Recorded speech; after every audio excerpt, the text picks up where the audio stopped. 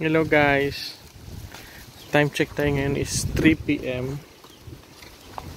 Magpapakain kami ngayon sa aming camping ng kumpay.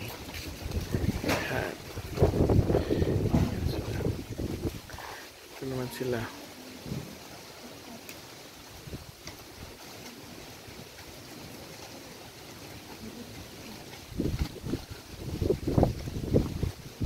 Ayan, mga maliliit kumakain na guys.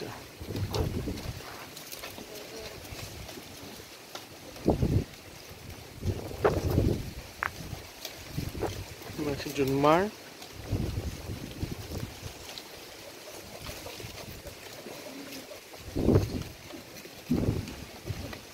Gusto nila yung ipil-ipil. Ito. Gusto niya guys. Si kuan guys, oh, si Digong. Ito, ano?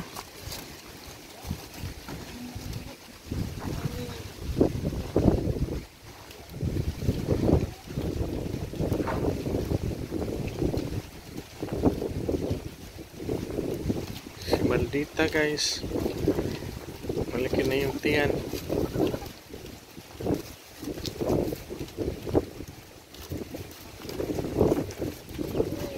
Itong bagong panganak. Yung black guys, one eye lang yan, nabulag yung isang mata niya. Yan guys, oh. Nabulag yung isang mata niya. Yung brown. Para ito sila dalawang babae. Babae talaga.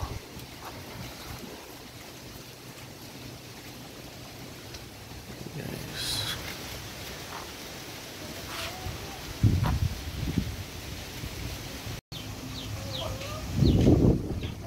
Ito po yung native chicken ko guys. Crossbreed ng Rhode Island at saka native at saka mayroon crossbreed din na hulo, mestizo hulo yung manok.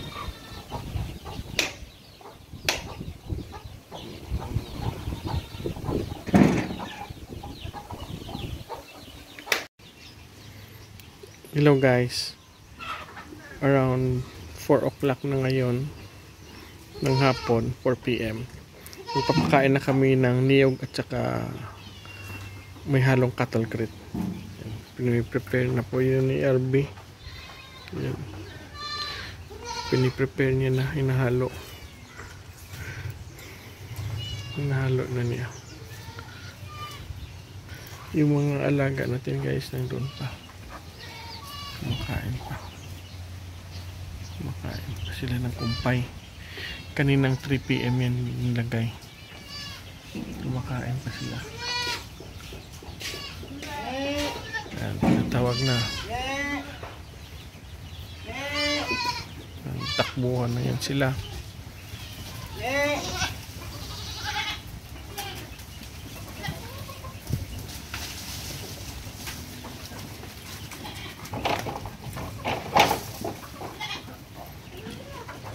Ito sila.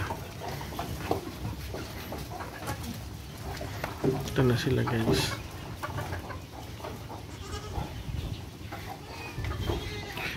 Nagbalik ako ng dry feeds guys kasi yung mga bata na kambing, mga bakling at saka duling kumakain na.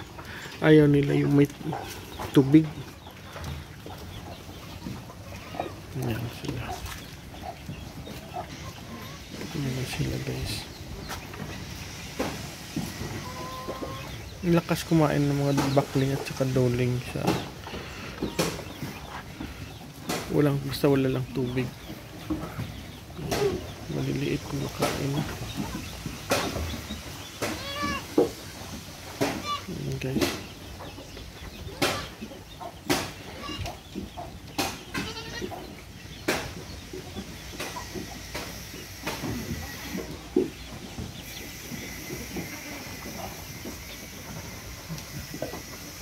Si Junmar kumakain ka rin. Yan guys, yung maliliit kumakain. Ayan.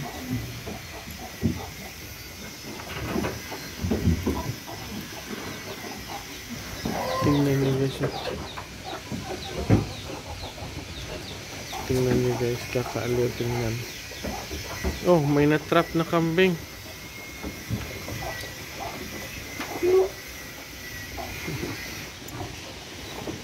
Dito naman tayo sa pakainan nila. Ito yung bagong pakainan namin. Kumakain siya dito. Kumakain din dito. At least marami na silang pagpipilian ng pagkainan nila sila magsikip. Hindi na masikip sa kanila guys. Ito, walang kambing kumakain. Konti lang. Yung iba, sa kumpay pa rin.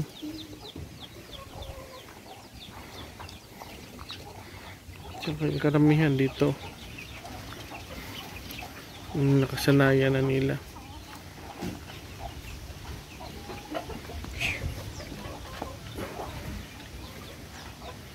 Nakasanayan nila itong pagkainan na to. Ito yung original na pagkainan nila.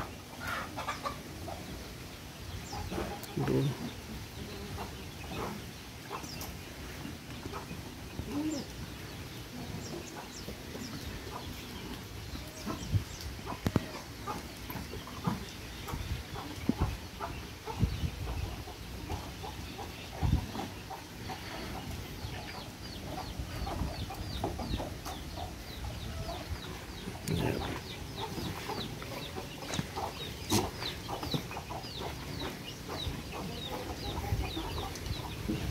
Dito yung mga maliliit guys, so tingnan nyo.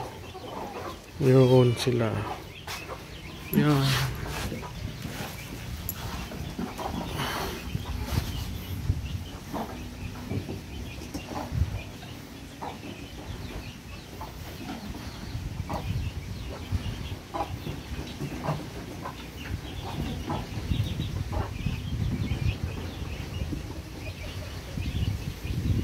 Yung target ko na market dito is hindi dairy, meat type yung gusto ko dito guys. Pang meat type yung kambing ko.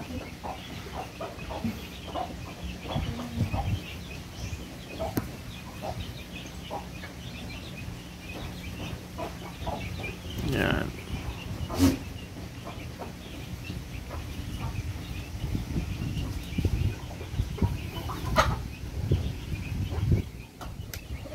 Doon sa army ipapakain.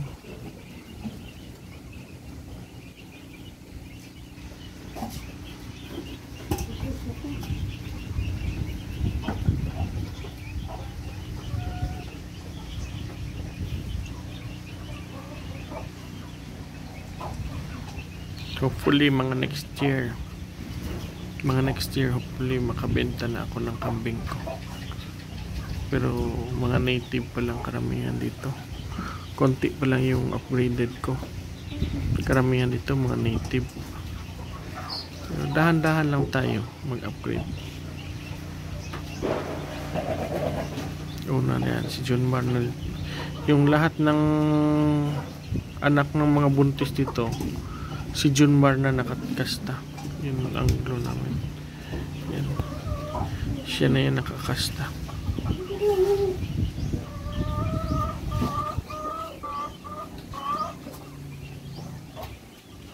Ayan guys, ito kina-straight namin noon, magaling na.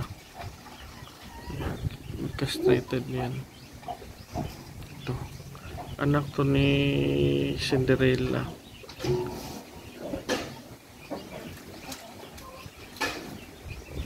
Kaya lang maliit kasi yung mama niya native, maliit talaga. Mas maganda talaga mag-alaga ng upgraded lang. Yung farmer lugi sa native. Sa akin lang ha, sa akin lang. Pag sa tingin ko lang, sa opinion ko lang yan, dapat mag-alaga tayo ng upgraded. Ayaw ko naman yung pure kasi mahal. Taka, hindi pa tayo masyado expert sa pag-alaga. Gusto ko lang upgraded na. Gusto ko upgraded. Mga upgraded lang yung aalagaan ko. Ayan sila. Ayan.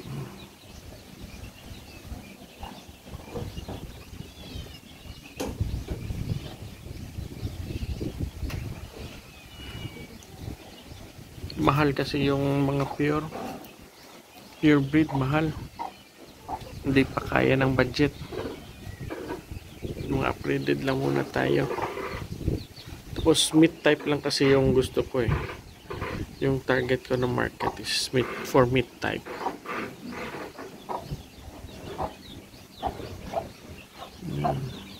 Yan guys, so si Digong kumakain na. Ito si Digong guys, so kumakain na.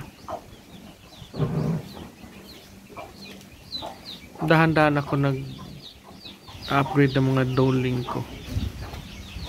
Tsaka mga doling at saka mga babae. Dahan-dahan ko na ina-upgrade.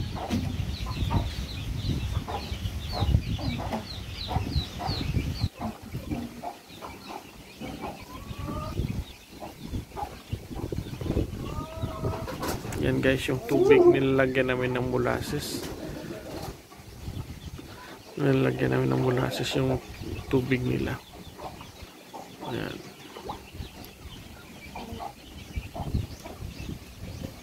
Yan guys, si Capre malaki na. Ito, upgraded na to. Anak yan ni Junmar. Yan. Mga 4 to 5 months pa lang yan. Ito si Darna. Ito yung mama ni Capre. Tingnan niyo guys, Junmar.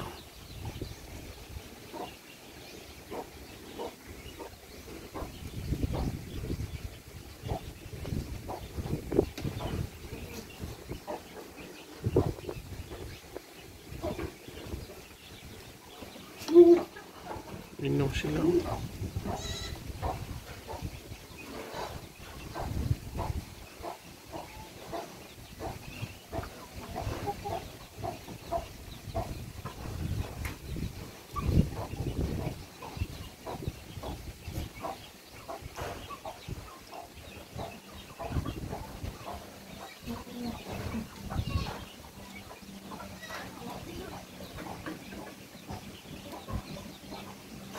Doon naman si Junmar.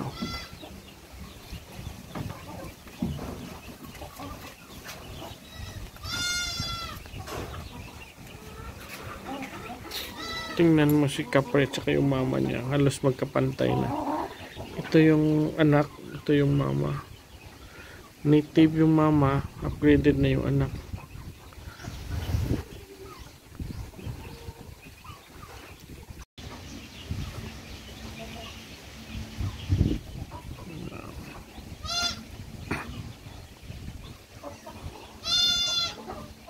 Hanggang dulo po yung pagkainan nila.